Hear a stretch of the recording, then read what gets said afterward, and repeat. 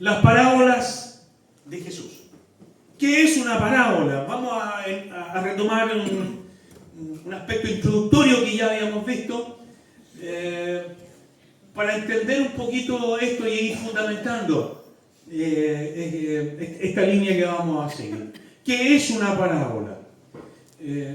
Una parábola es un estilo literario, una forma de escribir, en fin, pero en lo específico es una narración de una historia, de algún suceso o algún evento imaginario. Es decir, una parábola es narrar, crear una historia o un evento o un suceso. Es imaginario, uno lo crea en su mente, ¿ya? Pero lo interesante de la parábola es que, siendo ella la narración de una historia o de un evento, de un suceso imaginario, la parábola está conectada con la realidad. Es decir, que esta historia que uno puede imaginar es perfectamente posible que se dé en la vida real. ¿Entiendes? Por lo tanto, una parábola no es la creación de alguna especie de una saga imaginaria que no tenga sentido. No. Una parábola, aunque es una narrativa creada, imaginada, perfectamente se puede dar en la vida real. Por ejemplo, acerca de la parábola de Jesús. Jesús dice, había un padre que tenía 2 hijos. El mayor decide quedarse cerca del padre en la seguridad, en la estabilidad que le daba estar bajo el alero del padre, pero el hijo menor, que pareciera ser ley, ¿cierto?, decide emanciparse. El hijo menor dice, me voy, padre, dame la mitad de mis bienes, Conocemos la historia. Entonces, esa es una parábola, pero que perfectamente se puede dar en la vida real. ¿Se ha dado en la vida real? Y se da en la vida real, ¿cierto? ¿Se dan cuenta? Entonces, una parábola, si bien es cierto, es una narrativa creada, inventada, pero que perfectamente se puede dar en la vida real. Tiene como finalidad y propósito revelarnos profundas verdades morales, espirituales, ¿cierto? O enseñanza o verdad espiritual. ¿Ya? Entonces, cada vez que nos acerquemos a una parábola, uno dice, ¿qué hay aquí? ¿Qué hay aquí? ¿Qué verdad está aquí? ¿Ya? De las parábolas de Jesús,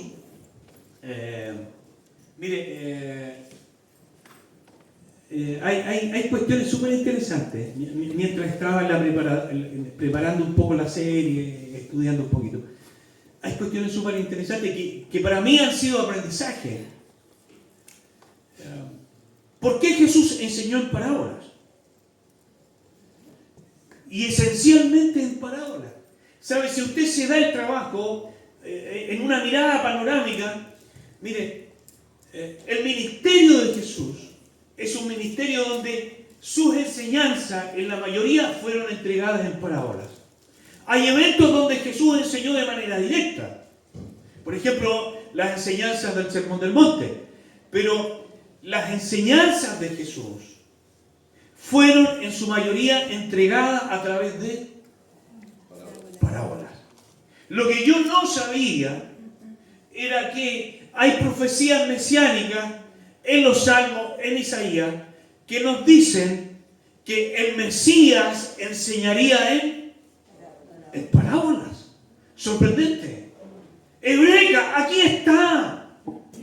Jesús el Maestro es el cumplimiento de las profecías mesiánicas hechas en los Salmos como en el profeta, a través del profeta Isaías. Jesús enseñó, y gran parte del Evangelio lo enseñó en parábolas. Eureka, aquí está. Una profecía mesiánica cumplida. Él es el Jesús, el cumplimiento de las profecías mesiánicas. Enseñó en parábolas. Tremendo. Tremendo. ¿Ya? ¿Por qué estudiar las parábolas de Jesús? Ya lo hemos dicho, porque es el cumplimiento de las profecías mesiánicas. ¿Ya? Porque hay más de 30 parábolas en los evangelios. Imagínense. Sermón del Monte hay uno solo, aunque comprende capítulos 4, 5 y 6 de Mateo, y 7, 5 y 6 y 7 de Mateo. Pero parábolas de Jesús, imagínense usted, hay más de 30 parábolas. Entonces, nos obliga a sumergirnos en esto. ¿Ya? Las enseñanzas de Jesús más significativas fueron precisamente a través de las parábolas. ¿Ya? El Evangelio del Reino, cómo vivir el Evangelio, está enseñado o a través de las parábolas. Entonces, cuando usted diga, ¿qué es el Evangelio? Quiero entender el Evangelio, quiero comprender el Evangelio, ¿cómo debe vivir el que ha creído al Evangelio? No nos queda otra cosa que vernos obligados a ir a las parábolas de Jesús. Si no hay comprensión de las parábolas de Jesús, nuestra concepción, nuestra idea, nuestras creencias acerca del Evangelio van a estar distorsionadas, difusas y no claras. ¿Me entiende?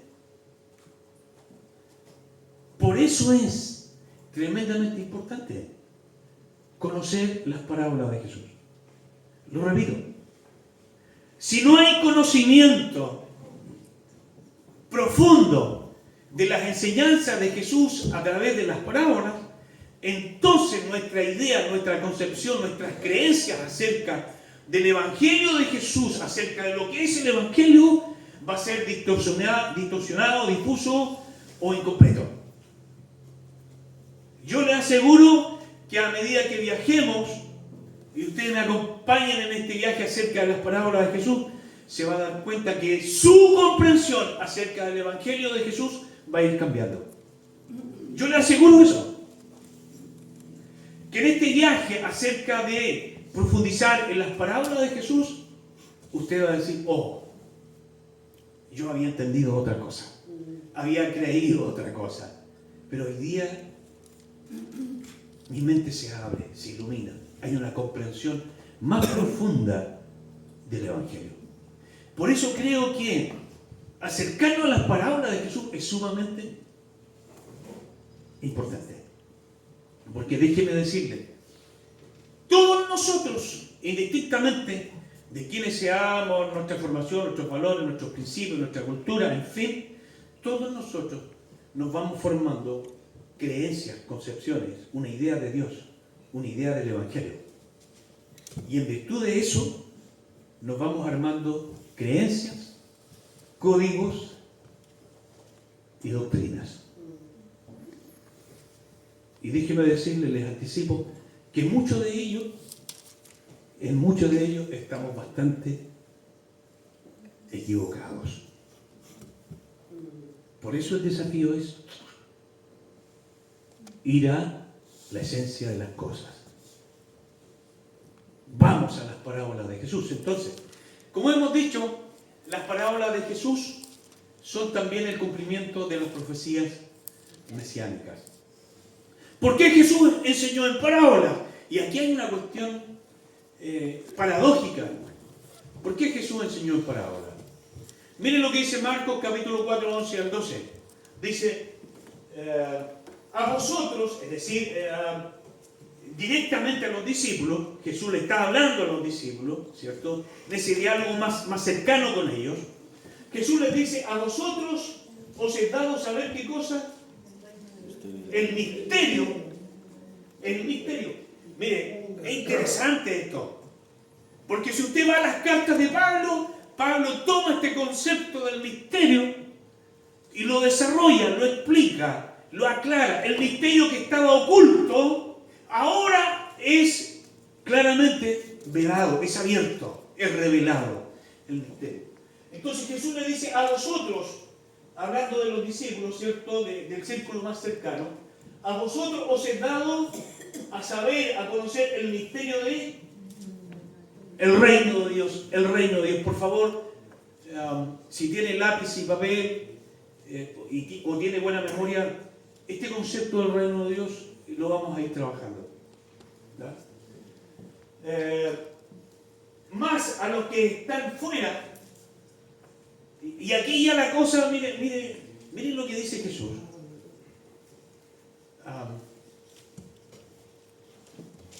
Y aquí no hay cuestiones difusas. Aquí no hay cuestiones grises.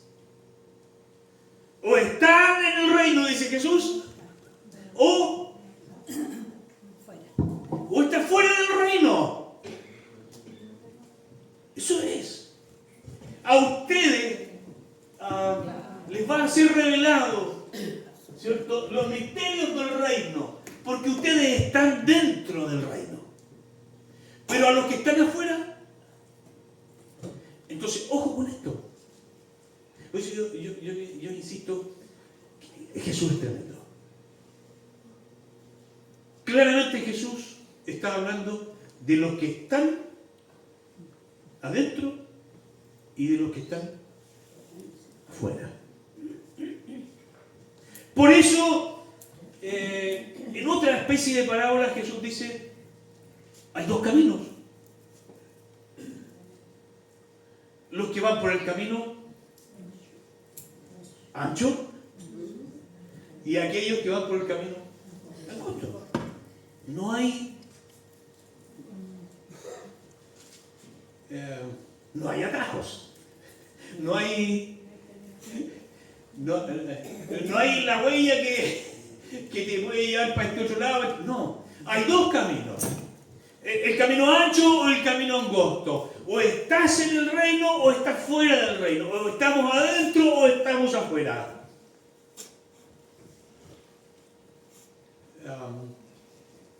Juan en el libro de Apocalipsis, impregnado por la enseñanza de Jesús,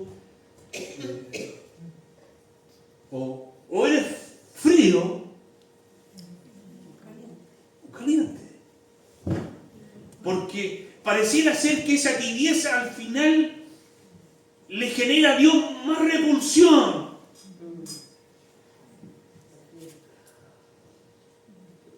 O eres frío o caliente. O amas a Dios con todo el corazón, con toda el alma, con todas tus fuerzas.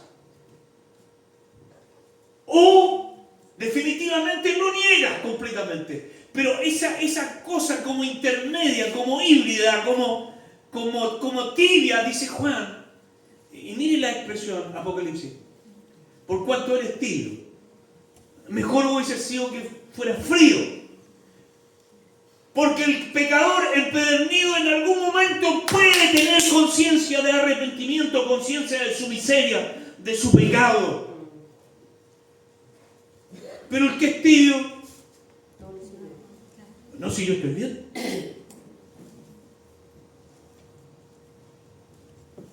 Pero por cuanto eres tibio, te vomitaré de mi boca. Tremendo.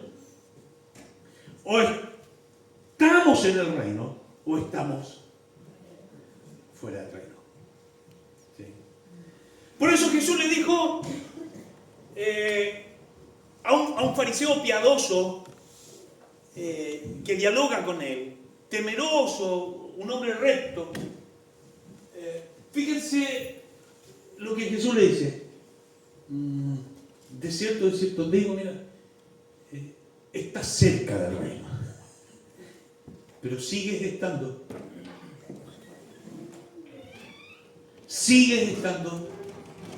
afuera. Tremendo, ¿eh? Entonces Jesús dice, a vosotros os es dado conocer los misterios del reino de Dios, más a los que están fuera, por parábolas, todas las cosas, para que viendo vean y no perciban, y oyendo van a oír, pero no entiendan. ¿Para qué? Para que no se conviertan y sean perdonados los pecados. Tremendo, una cuestión que no es fácil de entender. Tremendo. Por eso hay una frase que yo quiero de Jesús enfatizar con ustedes. El que tenga oídos para oír, que oiga. Esa es nuestra frase respecto de este acercamiento a las parábolas de Jesús. El que tenga oídos para oír, oiga, oirá. Porque hay muchos, dice Jesús, como ocurrió en su tiempo, que oyendo no entendieron, que viendo no creyeron. Porque el que tenga oídos para oír,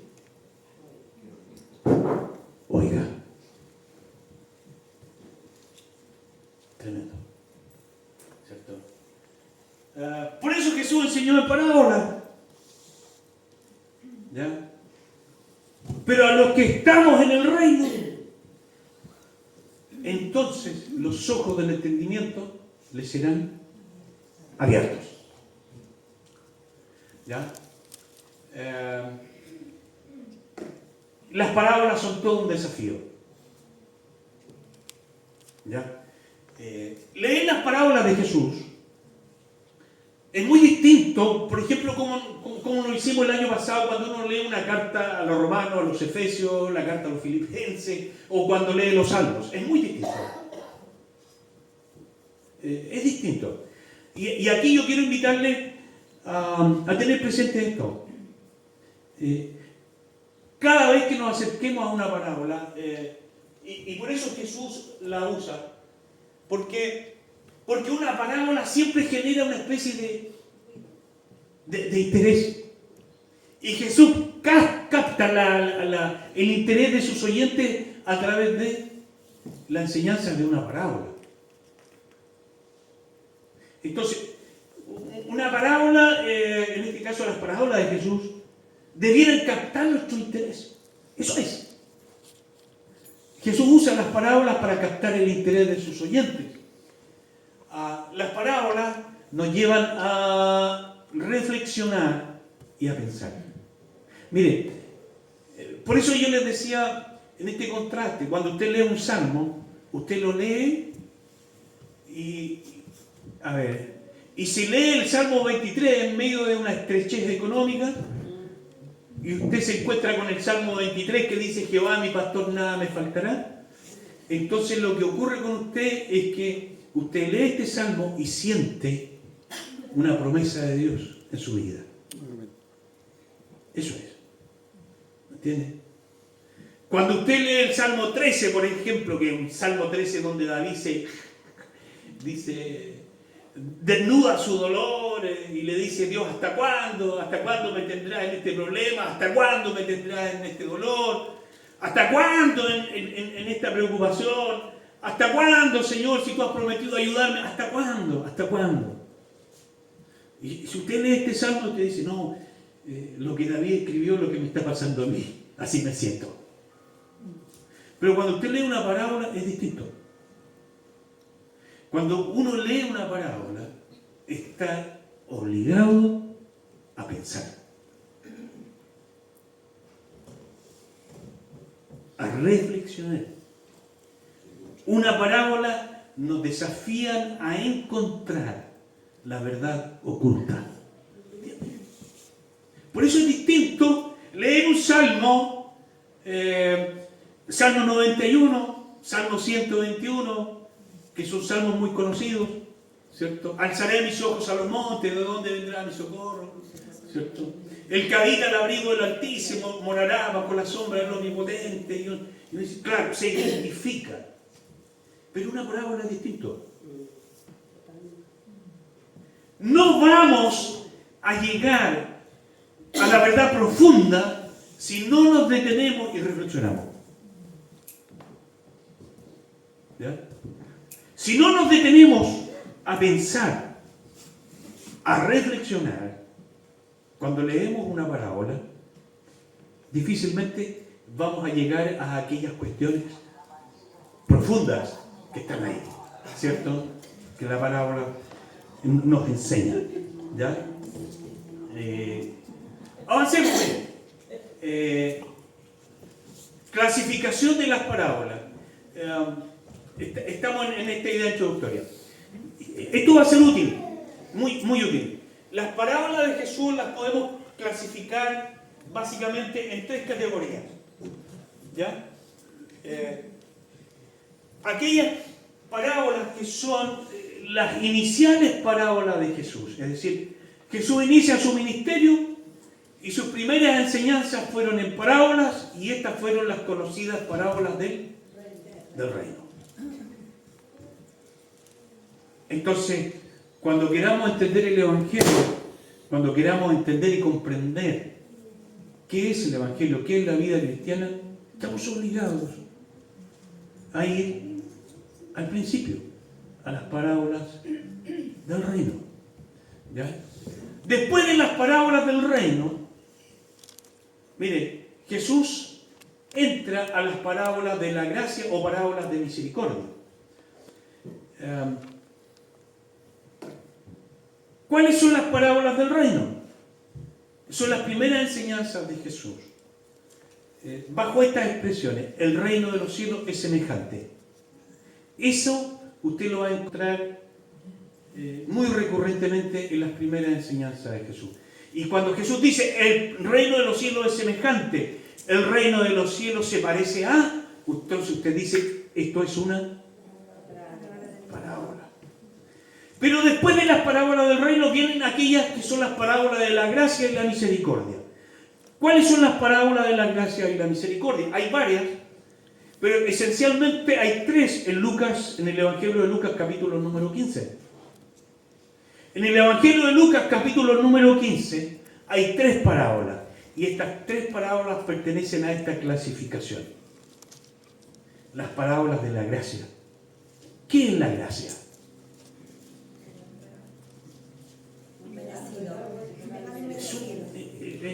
En una definición diríamos que la gracia es un regalo inmerecido.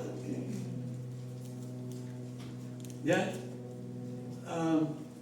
Curiosamente, una de las cuestiones con las nos va a costar luchar y desprendernos tiene que ver con ese legalismo, esa legalidad impregnada en nuestro ADN, que tiene la tendencia siempre a buscar méritos sustentados en nosotros mismos. Por eso cuando uno está de cumpleaños, a veces uno dice, bueno, ¿y mi regalo? Lo reclama. Pero ningún presente, pero sí era mi cumpleaños. ¿Me entiende? La gracia es recibir un regalo donde no hay mérito. No estás de cumpleaños, no estás de aniversario, nada, sino simplemente se te regala algo. Eso es la gracia. Un regalo que no merecemos. El regalo inmerecido. Eso es gracia. Y la parábola de la gracia, yo les decía, concentrada en Lucas 15, está la parábola de la oveja perdida, la parábola de la moneda perdida y la parábola del hijo perdido. Estas 3 parábolas tienen como esencia enseñarnos acerca de la gracia de Dios, acerca de la misericordia de Dios. ¿Entiendes? Esas son las parábolas de la gracia. Pero hay otra dentro de la clasificación que vamos a ir compartiendo. Son las parábolas llamadas parábolas de conducta y de comportamiento. Hay parábolas donde el tema central tiene que ver con la conducta humana, con el comportamiento, con el actuar.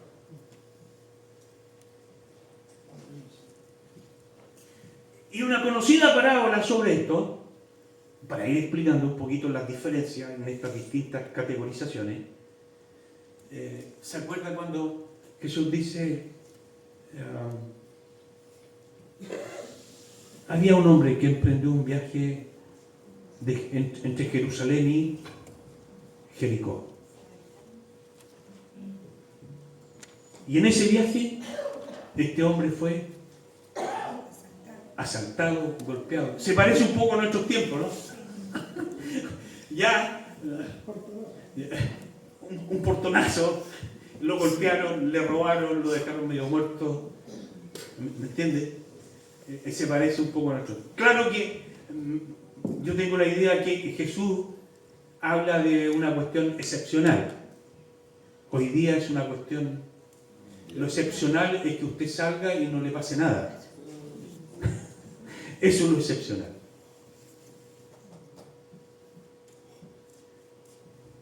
Fue golpeado, maltratado, le robaron, lo golpearon, no sé, quedó ahí tirado. Y Jesús dice, pasó un religioso, un sacerdote,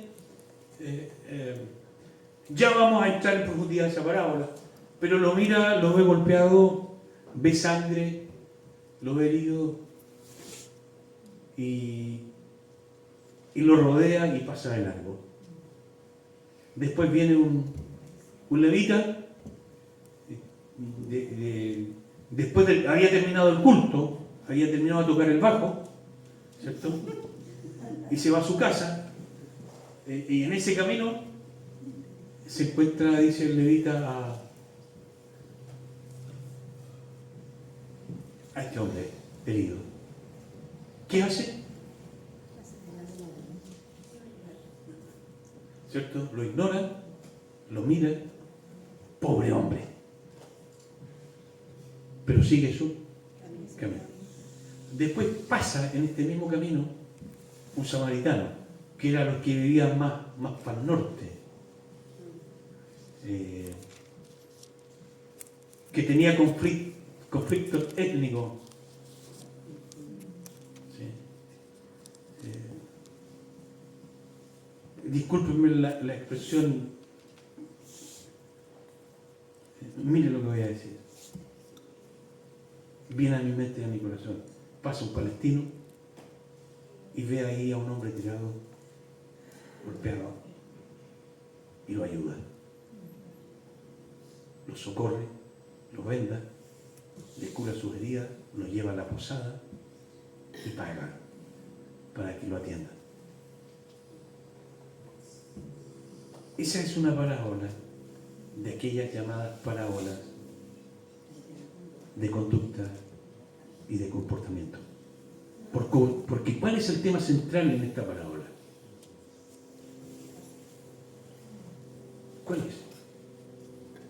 La conducta y el comportamiento. En lenguaje comprensible. ¿Tiene valor ir al culto? Sí. Congregarnos a alabar y adorar a Dios. Pero cuando salgamos,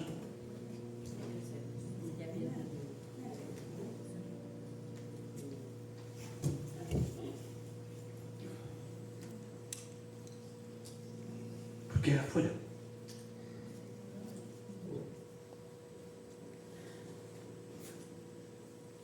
Por eso Jesús dice en esta parábola que el sacerdote y el levita iban por el camino de regreso de Jerusalén a Jericó. No iban para Jerusalén, venían de vuelta al culto ya. ¿Entiendes? Esas son las parábolas de conducta, donde el desafío de Jesús es: revisa tu conducta. Si es coherente con la fe que a veces decimos tener y profesar, o con la religiosidad que confesamos con nuestros labios.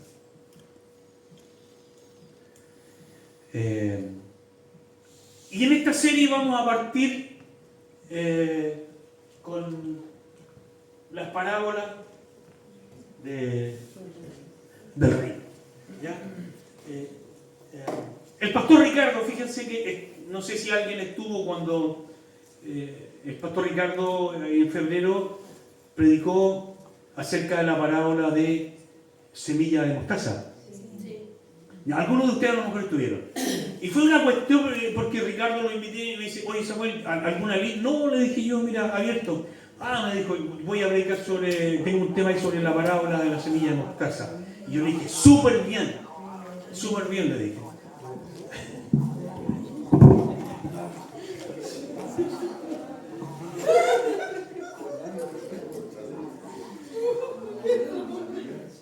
Ahí está. Le dije, Ricardo, súper bien, porque yo estoy entrando en esta serie de las parábolas de Jesús. Y en esa parábola de la semilla de mostaza, para quienes estuvieron, el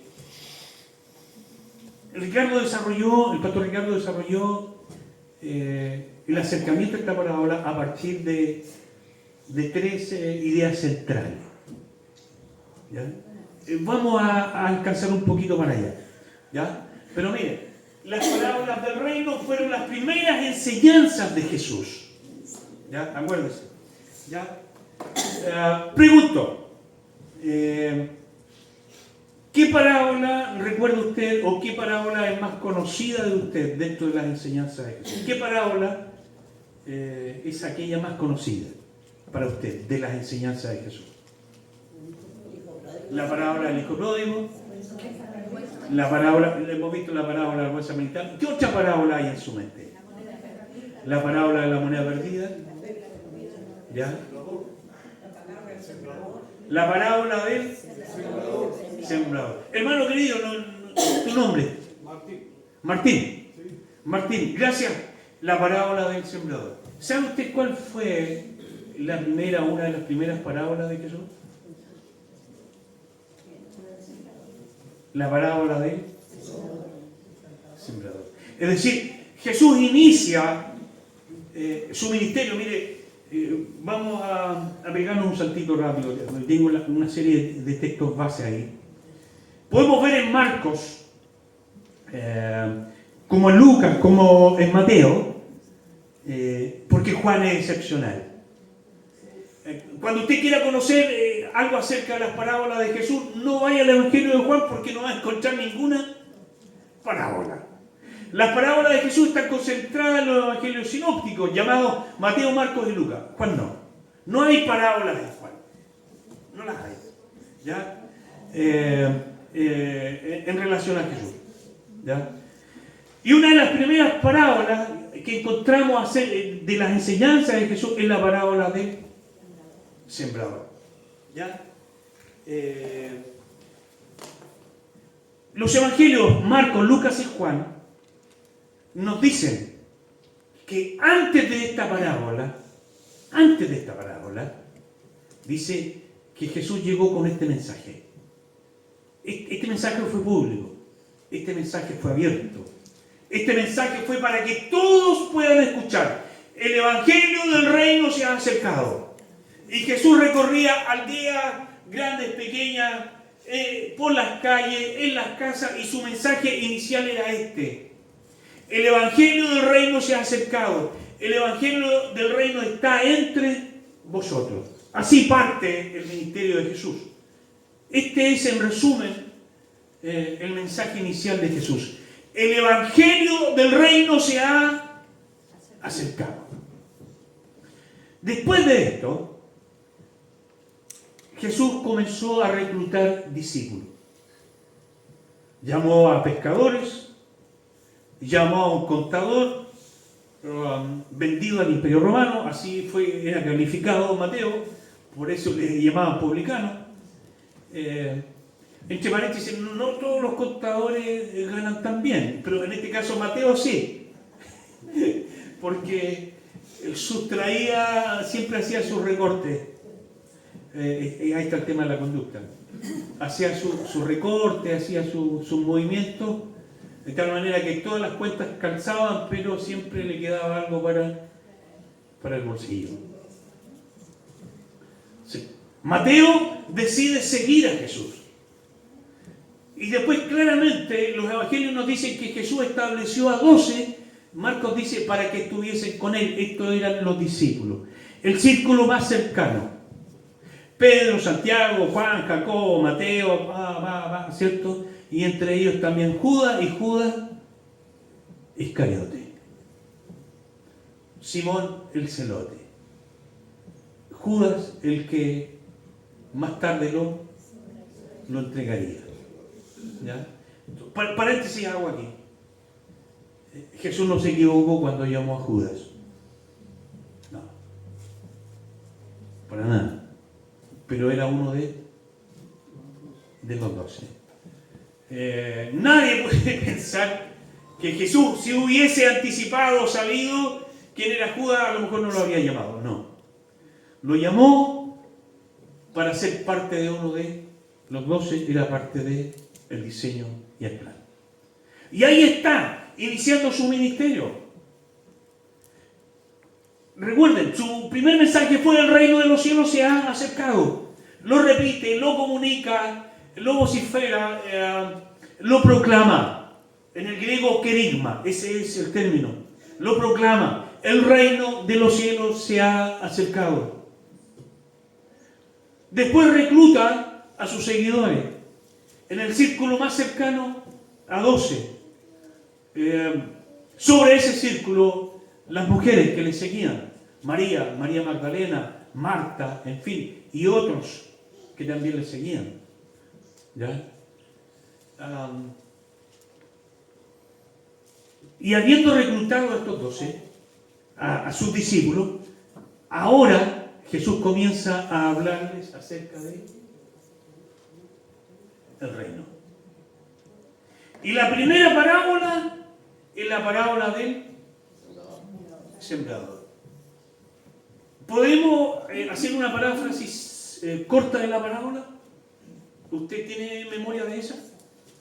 Es una parábola que tiene la curiosidad de, quizás la única parábola que Jesús explica. Mire, la única parábola que Jesús enseña y que a la vez Jesús la explica. ¿Cómo es la parábola del sembrador? Un sembrador salió a sembrar. Y mientras sembraba, no se nos dice qué semilla.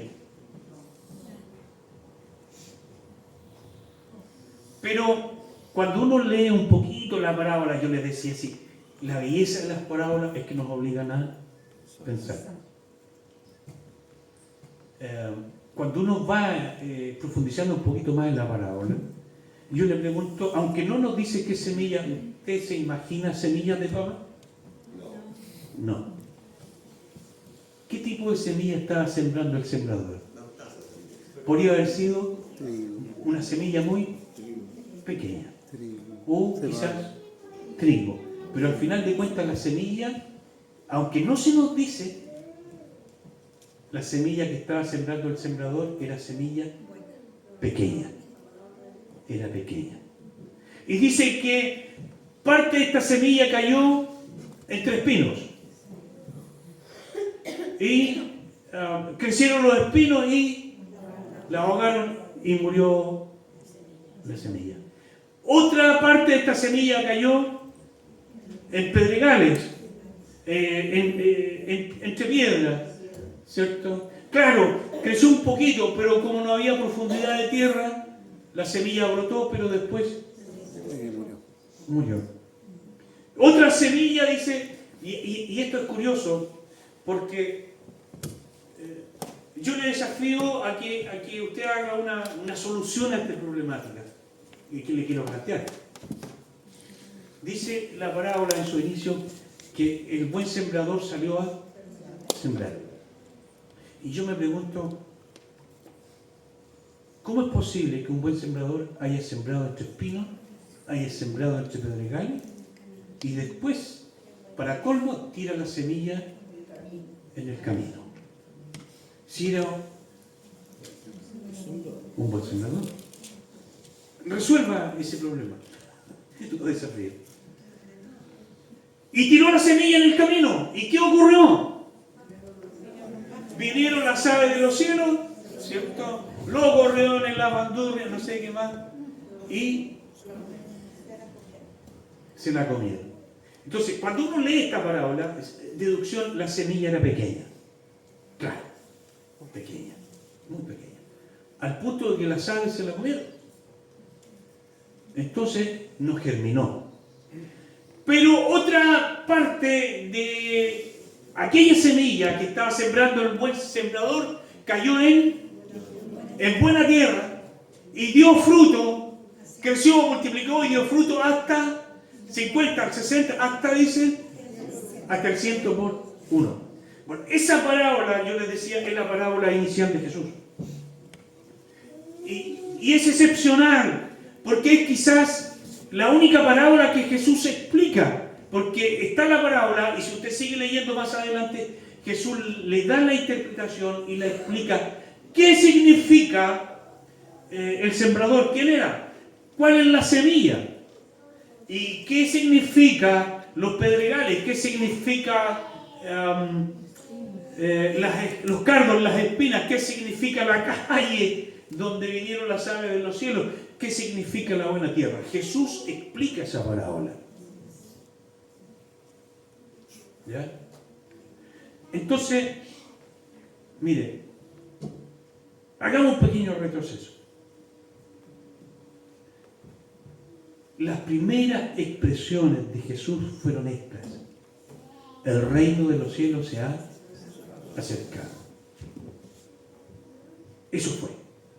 El reino de los cielos se ha acercado. Ahora Jesús enseña una parábola que es la parábola del sembrador. Entonces, cuando uno conecta la frase inicial del mensaje de Jesús con las parábolas, entonces uno va abriendo el abanico de comprensión. Lo explico. Si Jesús inicia su mensaje con esta expresión: el reino de los cielos se ha acercado, esta parábola del sembrador no es otra cosa que decirnos que el reino de Dios, cual semilla, está siendo plantada en el corazón de aquellos que creen.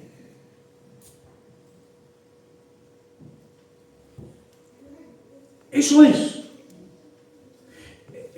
El reino de Dios, entonces ahora se está construyendo como la semilla que cayó en buena tierra.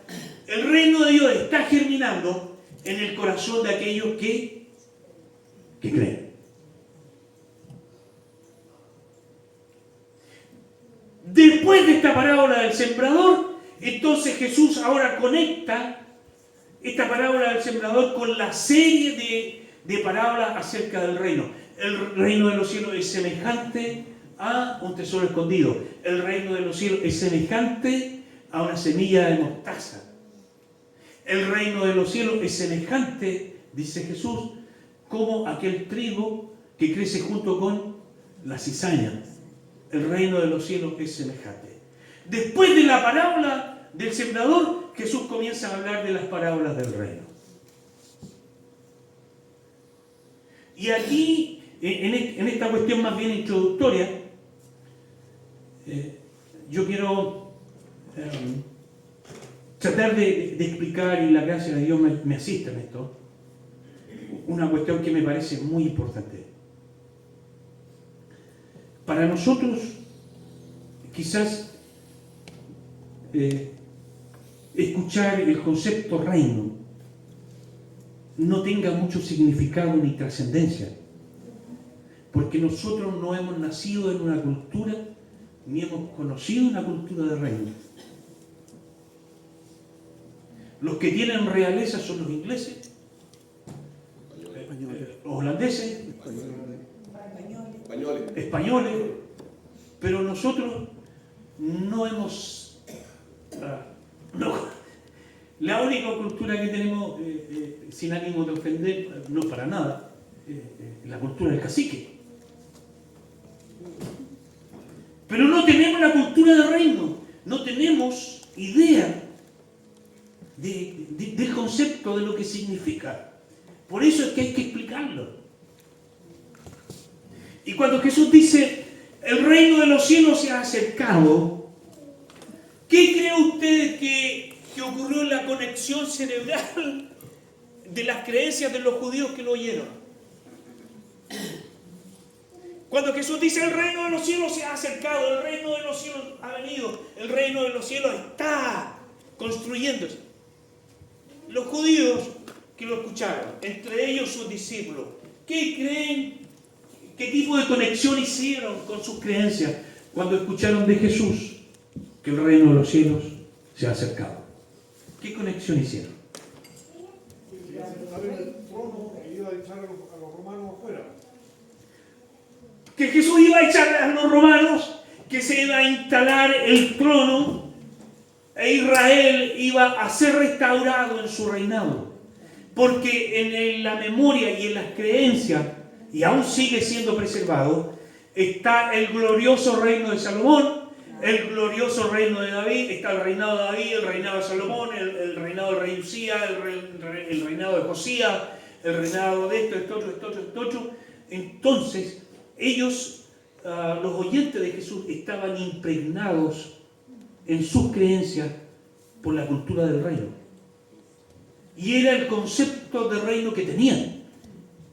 Un trono, un rey que gobierna, que hará justicia. Ese era el concepto. Entonces, cuando escuchan hablar de Jesús, que el reino de los cielos ha venido, entonces la conexión es: bien, vamos a tener rey de nuevo, que nos libere de la esclavitud del yugo romano.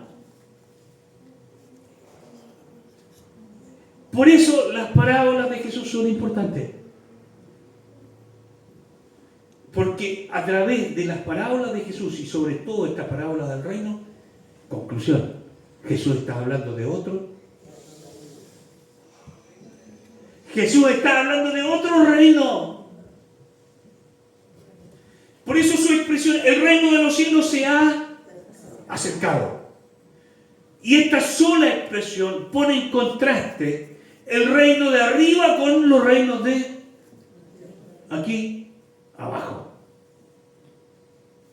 Y las parábolas acerca del reino nos va dando luz acerca de el reino de arriba. Las parábolas del reino nos dicen cómo es el reino de arriba. Las parábolas nos dicen cómo deben vivir los que pertenecen al reino de arriba. Entonces, por eso es que Jesús parte en el inicio de su ministerio hablándonos del reino.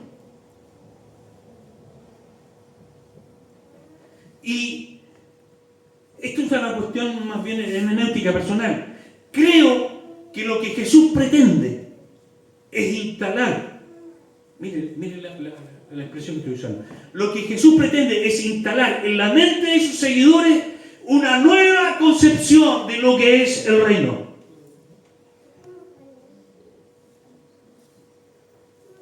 Yo creo que eso es lo que Jesús pretende.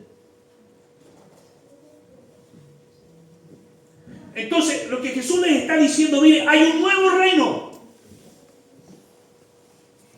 Y todos aquellos que han creído a este evangelio pasan a pertenecer a ese reino. Por lo tanto, ustedes son súbditos de ese reino, del reino de arriba. Si esta es una cuestión de contrastes, Jesús les dice el reino de los cielos, es decir, es el reino de arriba, que se ha acercado acá abajo. Y ese reino de arriba entra en contraste, entra en conflicto, entra en tensión con los reinos de aquí abajo. Y lo que Jesús le está diciendo a sus discípulos, y me parece, vuelvo a reiterar el concepto, Jesús quiere instalar en la mente y en la creencia de sus discípulos que ellos ahora pertenecen a un nuevo reino. Eureka, eso es. Por lo tanto, todas las esperanzas, los anhelos que hay en el corazón y que se levantaban respecto de una terrenalidad del reino, no, ahora hay un nuevo reino, es el reino de arriba, y a ese reino ustedes pertenecen. Eso es lo que Jesús quiere instalar en la mente, en las creencias, en las convicciones de fe de sus discípulos. que ellos pertenecen a un nuevo reino. Hermano querido, hermana, me parece que el Jesús de la Biblia no tiene otra pretensión hoy día, sino decirte a ti y a mí que pertenecemos a un nuevo reino. Tú perteneces al reino de los cielos, al reino de arriba. Perteneces a este nuevo reino que no tiene nada que ver con los reinos de aquí abajo. Nada que ver. Tú perteneces a un nuevo reino.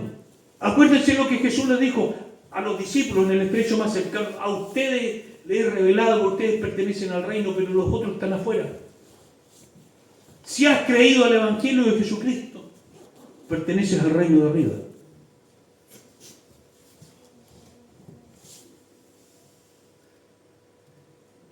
Lo segundo que me parece que Jesús quiere hacer en la vida de sus discípulos es que no tan solo generar nueva creencia a qué reino pertenecen, sino que aprendan a pensar, a sentir y a vivir de acuerdo a ese reino. Por eso las parábolas del reino tienen como esencia enseñarnos a pensar y a sentir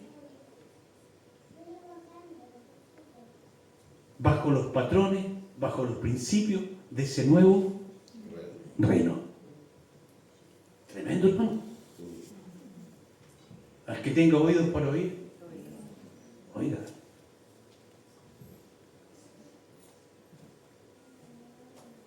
Hay un nuevo reino. Ahora hay que aprender a pensar y sentir en conformidad a este nuevo reino. Tercero, me parece que lo que Jesús pretende es dejarles claro a los discípulos. Se los revela más adelante y se los dice muy claramente. Es que si ustedes comienzan a pensar, a sentir, a hacer, a actuar en conformidad a ese reino, tengan por seguro que van a tensionar con los reinos de aquí abajo. Amén. Y más adelante Jesús se lo dice claramente a sus discípulos. Y les advierte de los dolores, de las aflicciones, simplemente porque ahora pertenecen al nuevo reino, al de arriba, porque ahora están pensando, sintiendo y haciendo conforme a ese reino, por lo tanto va a haber tensión.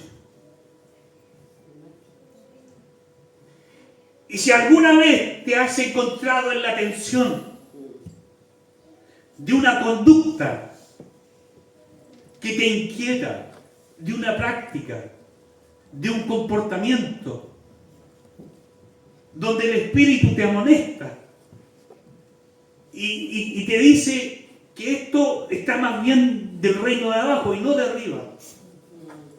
Cuando el reino de arriba te dice, dispensa el perdón, y resulta que lo retengo y busco la venganza, y busco la atribución, y busco el ojo por ojo y el diente por diente, entonces la pregunta es, ¿qué reino está ejerciendo más dominio? Y eso genera tensión.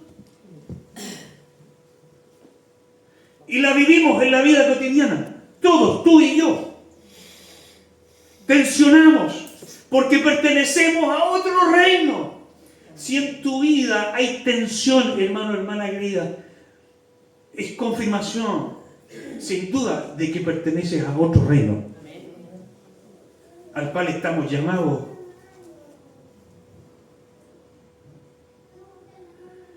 a ser buenos súbditos de Él, siguiendo el ejemplo del Rey. Tensionamos. Por eso,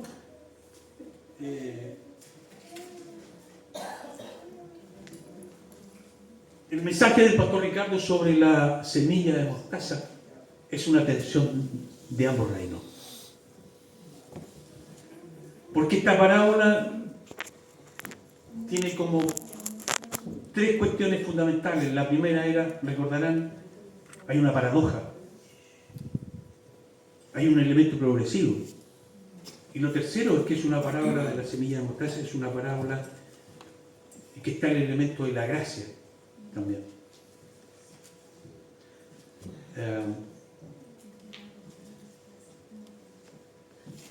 ¿Por qué Jesús toma como ejemplo del reino la semilla más pequeña conocida ahí en el Medio Oriente?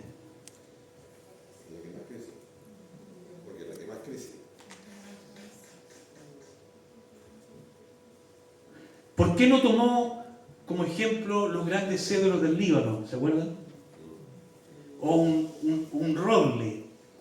Un roble se parece al reino de Dios. No, Jesús toma lo más pequeño para poner en contraste ambos reinos.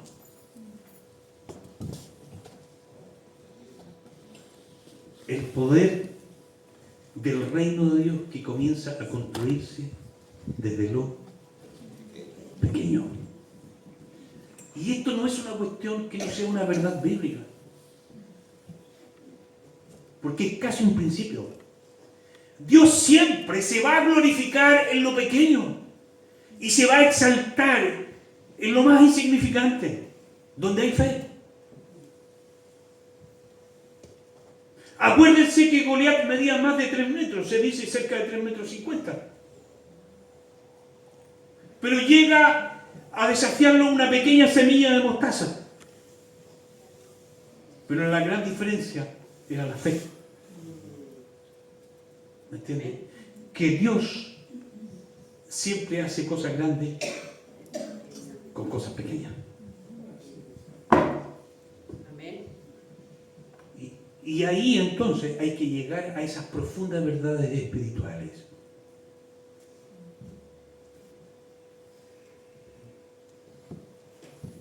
Que creo nadie con cierto grado de orgullo de grandeza